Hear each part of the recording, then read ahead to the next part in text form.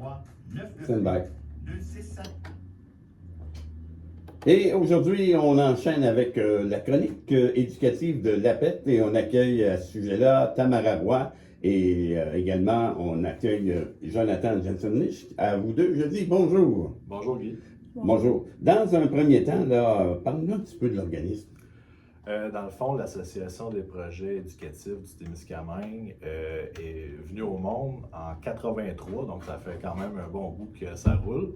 La mission, dans le fond, c'est d'œuvrer en alphabétisation et en intégration sociale. Les personnes ciblées, c'est les personnes de 16 ans et plus du territoire de la MRC, du Témiscamingue. Donc, on vise à diversifier notre offre de services, nos interventions, puis s'adapter aux besoins et aux objectifs des participants. On a 7 grands objectifs. Premier objectif, c'est de sensibiliser la population à l'importance de l'alphabétisation. On a des initiatives comme les sacs à l'éveil, à la lecture pour les nouvelles mamans qu'on remet à chaque naissance. C'est une initiative qui a pris une pause un peu après la pandémie, puis là, on recherche activement à remettre ça en place. Deuxième objectif, c'est de donner de la formation en alphabétisation et en intégration sociale. Si je peux définir un peu l'alphabétisation, mais c'est ça regroupe, c'est quand même très, très large, là. Ça regroupe toutes les compétences qu'une personne a besoin pour fonctionner dans la société. Donc, que ce soit français, mathématiques de base, mais aussi en passant par finances de base, initiation au budget, informatique de base. Donc vraiment, c'est très, très large. Puis, qu'est-ce qu'on entend par intégration sociale? Ben, c'est de briser l'isolement, de faire en sorte que collectivement, on vit ensemble, on collabore en tant que société, puis que personne n'est mis de côté. Donc, par le biais de nos activités, on cherche à rejoindre les gens qui se mettent en mouvement, qui socialisent, qui brisent l'isolement un peu. Avec la pandémie, ça a accentué le phénomène d'isolement. Donc, on cherche à faire en sorte que les gens se rencontrent. Aussi, on a d'autres objectifs comme assurer le perfectionnement des formateurs et formatrices, et favoriser l'éveil à la lecture et à l'écriture, enrichir la vie associative, participer à des rencontres de concertation du milieu et assurer le développement d'actions répondant à la mission de l'organisme, donc des projets ponctuels.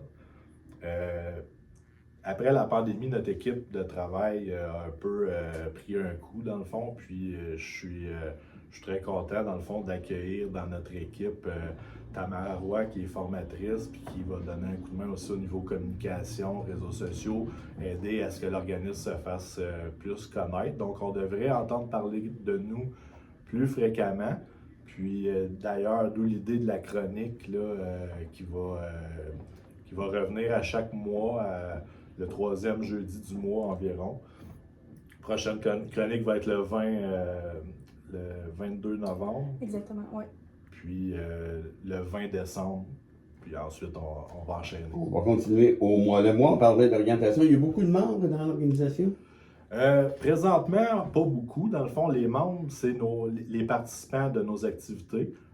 Présentement, selon les registres, là, ou des personnes qui soutiennent la mission de l'organisme. Donc, on invite les gens à prendre un membership pour soutenir, dans le fond, notre vie associative. Plus qu'on a de membres, puis plus qu'on a de gens à pouvoir inviter à notre assemblée annuelle plus riche et notre vie associative plus vivante. Ouais. C'est partir de la boule de neige, finalement. C'est ça. Là, présentement, on a peut-être une quinzaine de membres à notre registre.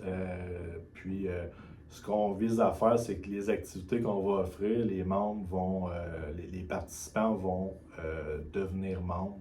Dans le fond, on offre gratuitement une panoplie d'activités.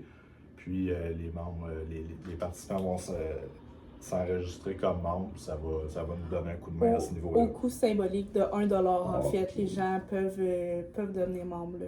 Exact. Et Ouais. Tamara, il y a de nouvelles activités qui s'en viennent. Il y a le mois de novembre et aussi on va parler du marché du livre. Oui. Exact. Donc, à chaque mercredi, là, vous pouvez en fait aller au marché du livre qui est présent au Centre Framophite, qui est ouvert en fait de 8h30 à 16h30 à tous les mercredis, où que vous pouvez en fait vous procurer des livres usagés. On a une bénévole en fait, Lucienne, qui est là, qui passe la journée, qui peut vous, vous présenter en fait le marché du livre. Puisqu'on peut y retrouver également, peut-être selon les points d'intérêt des personnes qui veulent lire. Oui, exact, exact. Puis l'endroit est vraiment très, très chaleureux là, pour accueillir les gens, là, pour justement se retrouver et pouvoir prendre un temps là, pour eux. Là. Ouais, au niveau du marché du livre, dans le fond, on invite les gens qui ont des livres qui ne leur servent plus à faire un don de livres. Ils peuvent apporter ces livres-là à l'entrée où il y a un accès pour personnes handicapées à l'arrière du centre Framophite. Puis juste là, dans l'entrée, il y a un coin dépôt de livres. Donc les gens ont juste à déposer leurs livres là. Puis les livres sont un peu restaurés, remis en état. Puis, en même temps, c'est un plateau de travail d'intégration socio-professionnelle.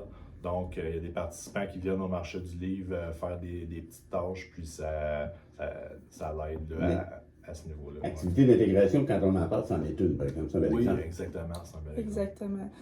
Comme autre activité là, qu'on a dans le mois de novembre, on va avoir, en fait, tous les mardis, mercredis, jeudis, il y a les ateliers d'art qui sont en place avec notre nouvelle formatrice Ariane Lamarche.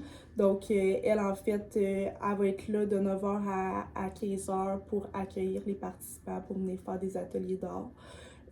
Sinon, c'est associé aussi à une soirée de jeux de société avec le club de jeux de société du Témiscamingue un mardi sur 2. Donc, à partir du 5 novembre, là, on va avoir à 18h30 là, des soirées de jeux de société avec le club. Sinon, le mercredi, avec moi, là, à partir de 10h, au Centre Framophite, là, on va avoir un cercle d'échange littéraire où ce que les gens vont pouvoir venir discuter et échanger par rapport à leur lecture.